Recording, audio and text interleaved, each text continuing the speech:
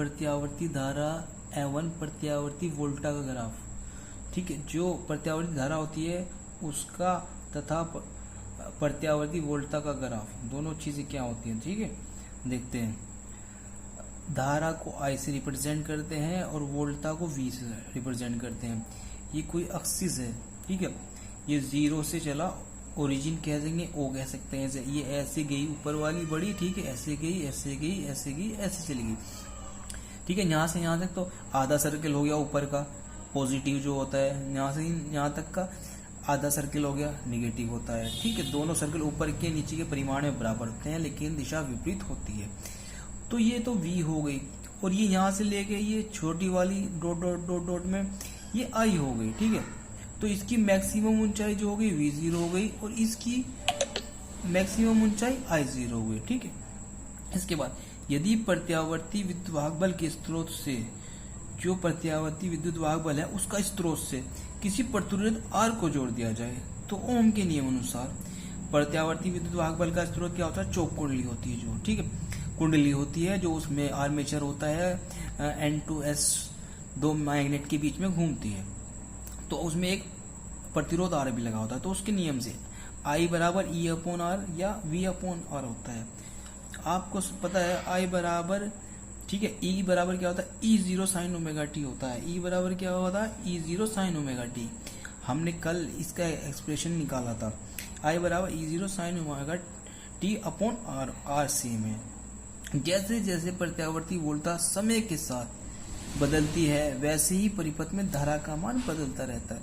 ठीक है, समय चल रहा है, प्रत्यावर्ती धारा बदल रही है और समय भी चेंज हो रहा है, तो इसे क्या कर देंगे, I बराबर I0 sin omega T. I बराबर E/R होता है, इसी तरह I0 बराबर E0/R हो जाएगा। E0/R हो गया, क्या देंगे I0। I0 क्या है, ये मैक्सिमम शिखर ऊंचाई है, शिखर मान जिसे कहेंगे। I0 धारा का अधिकतम मान या शिखर मान कहलाता है। ठीक है, I बराबर I0 sin omega t expression आ गया आपका। उसके बाद प्रत्यावर्ती धारा तथा विभव से संबंधित परिभाषा, जो प्रत्यावर्ती धारा होती है और विभव होती है उससे संबंधित परिभाषा। आवर्तकाल क्या होता है, जैसे ये कोई पॉइंट यहाँ से यहाँ तक गई, आधा हो गया, यहाँ से यहाँ तक, यहाँ एक चक्कर पूरा करने में यहाँ से यहाँ तक तो आधा हो गया, T/2 हो गया, और यहाँ से यहाँ तक पूरा हो गया, तो ये एक आवर्तकाल हो गया। एक संपूर्ण चक्कर में लगा समय प्रत्यावर्ती धारा या विभव का आवर्तकाल कहलाता है। इसे T से प्रदर्शित करते हैं। T बराबर क्या होता है, 2π/ओमेगा होता है। ओमेगा क्या है, कोणीय वेग। आवर्ती फ्रीक्वेंसी आपने पढ़ी है। धारा या विभव द्वारा एक सेकंड में पूर्ण किए गए चक्रों की संख्या को उसकी आवर्ती कहते हैं। जैसे एक सेकंड में जितने चक्कर लेगी, क्योंकि प्रत्यावर्ती धारा बहुत तेज चलती है, अल्टरनेटिंग करंट, तो एक सेकंड में जितने चक्कर लेगी उन सब की संख्या को क्या कहते हैं, आवर्ती। आवर्ती को F से प्रदर्शित करते हैं। F बराबर 1/T होता है, और T बराबर क्या था, ω/2π, इसलिए ω/2π लिख दिया, 1/T की वैल्यू।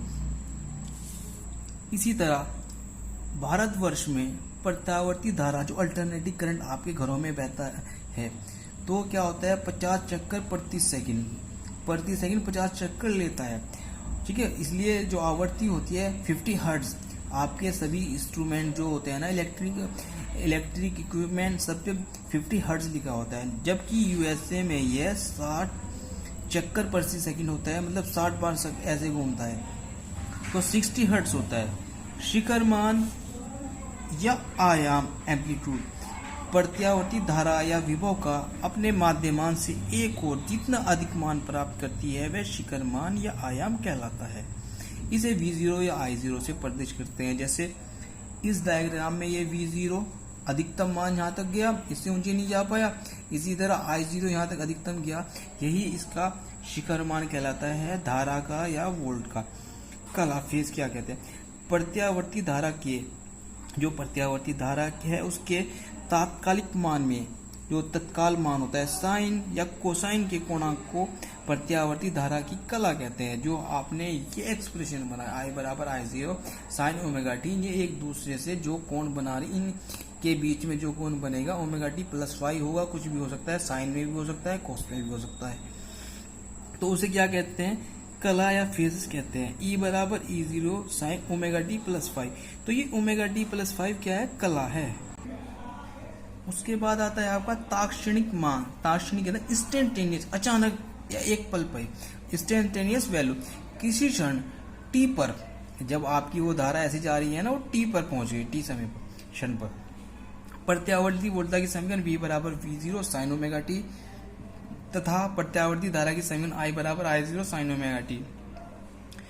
इन समीकरण में V तथा I क्रम से प्रत्यावर्ती वोल्टता तथा प्रत्यावर्ती धारा में तात्क्षणिक मान कहलाते हैं।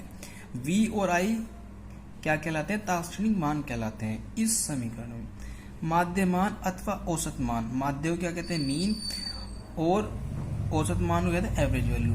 एक संपूर्ण साइकिल में जैसे ऊपर गया, ऐसे नीचे गया, फिर यहाँ आ गया, एक साइकिल पूरा कर लिया। एक संपूर्ण साइकिल के लिए प्रत्यावर्ती धारा का मान शून्य होता है। जैसे ऊपर गई पॉजिटिव हो गई इतनी, और नीचे गई निगेटिव होगी, दोनों का योग क्या हो जाएगा, शून्य हो जाएगा।